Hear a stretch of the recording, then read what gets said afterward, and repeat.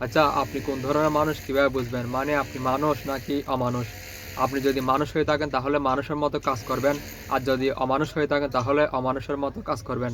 এগুলো আপনার দিনকাল এবং পরিস্থিতির উপর নির্ভর করে কেমন পরিস্থিতির শিকার হচ্ছেন। যেগুলো করলে বিপদ সমস্যা হয় এগুলো থেকে দূরত্ব বজায় রাখবেন। আর যেগুলো করলে সমাধান হয় রাস্তা খুঁজে পান এগুলো বজায় রাখবেন। এভাবে বুঝে শুনে দিনকাল পার করবেন এভাবে।